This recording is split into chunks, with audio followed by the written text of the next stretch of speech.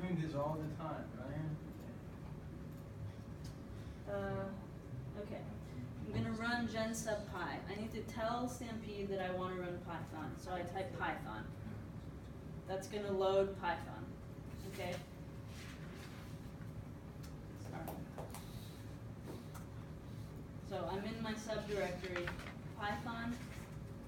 Now where is my Python script? It's one back. That's, have you guys used this before? Dot dot?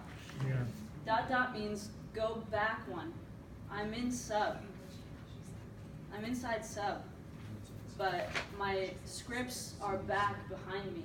They're one level up. So dot dot tells Stampede go one level up and go find gensub.py.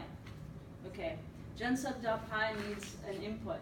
The input that it needs to know where my full 14 file is. So my full 14 file is also one back, but then inside full, and it's called fort14. Right? Yes. Okay. Just making sure. And then, so the next thing that's on here, it says shape flag.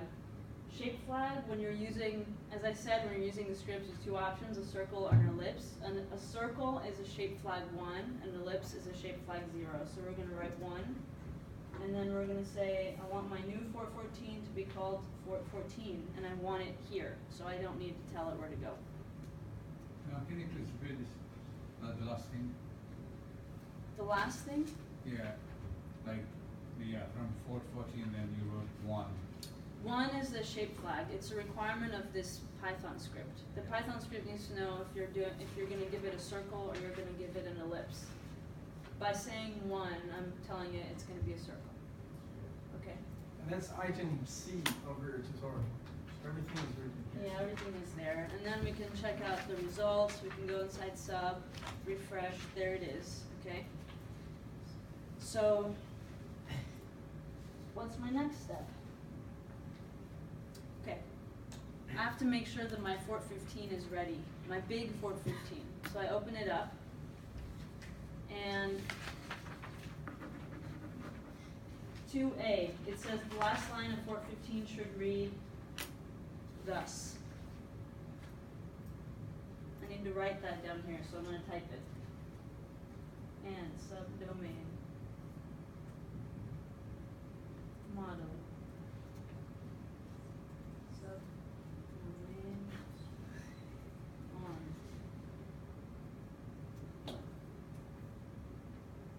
That's right.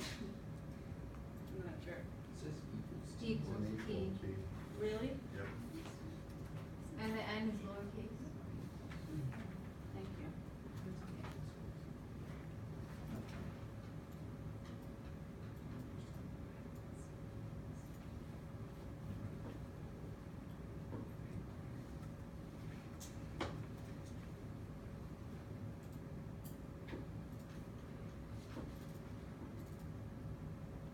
Just gonna check.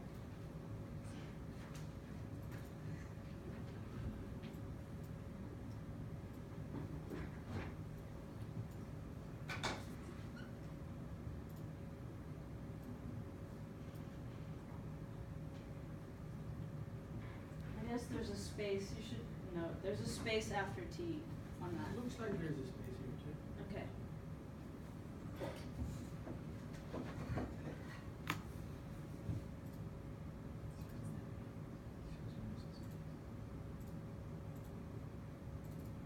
Okay.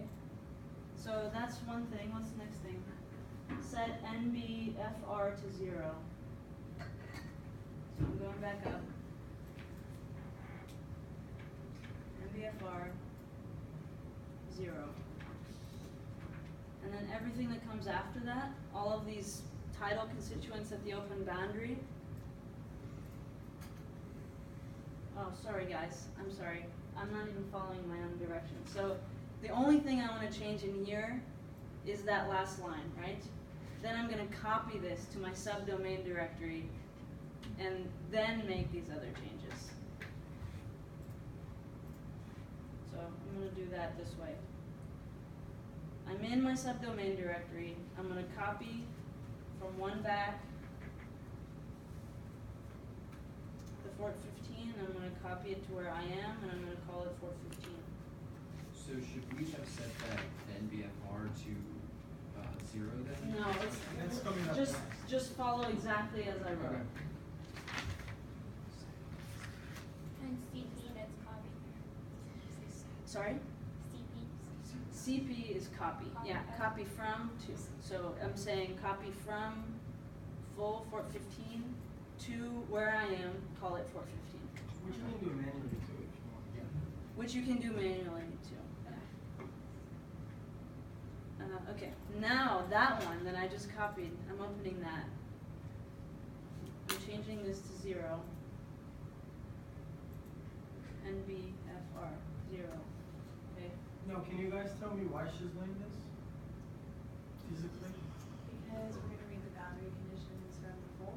There you go. We don't want a second tide being generated, you know, Right. in the middle of the ocean that didn't even exist anymore. So those tides are already incorporated in the boundary condition. Okay, what's the third thing it's telling me? Remove any recording stations outside subdomain.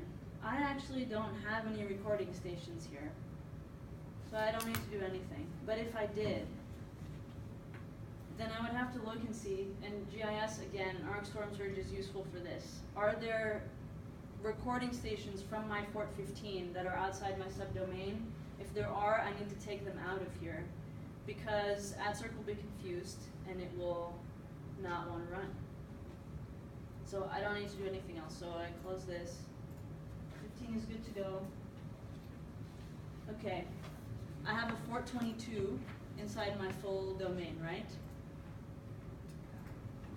So inside my subdomain directory, I'm going to create a shortcut to that Fort 22. And the way that I do that is on page 2. This little code that I'm about to write is there. There's got to be a way to do it in here too, like manually, but I'm not sure how.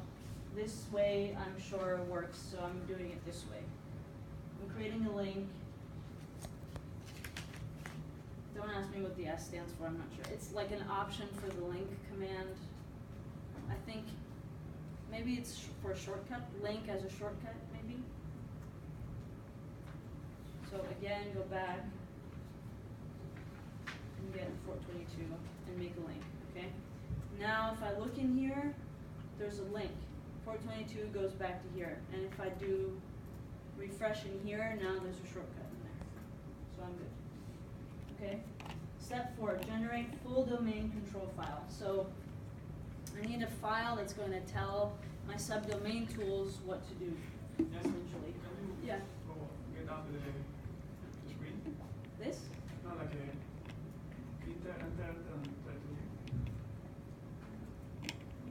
Oh, sorry.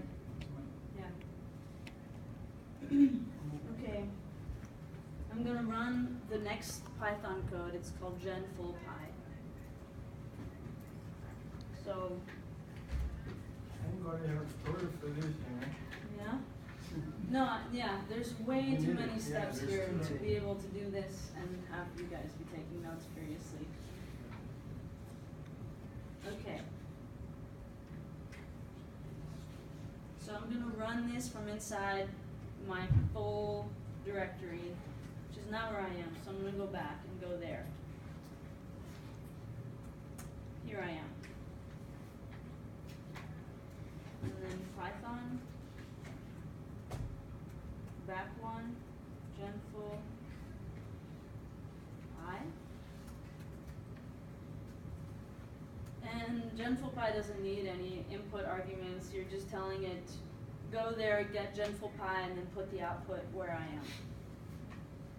So one note about Python, whenever you write a line that begins with Python and you're giving the script a directory, like here I actually am, I'm telling it, put the output in this current directory that I'm in. That's what this one dot represents. I need to give it a slash. Otherwise, it's just how Python works. There'll be another example of that. Okay, so this is where the real deal is, okay? I made a note of this in here, and you could read more about it in like the full subdomain user guide, but nspool.gs is how often the boundary information for the subdomain is going to be recorded, okay?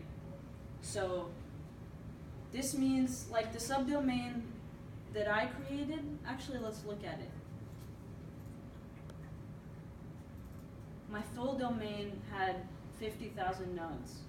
My subdomain has 121, okay? Its boundary is pretty small. Its boundary has 20 nodes. So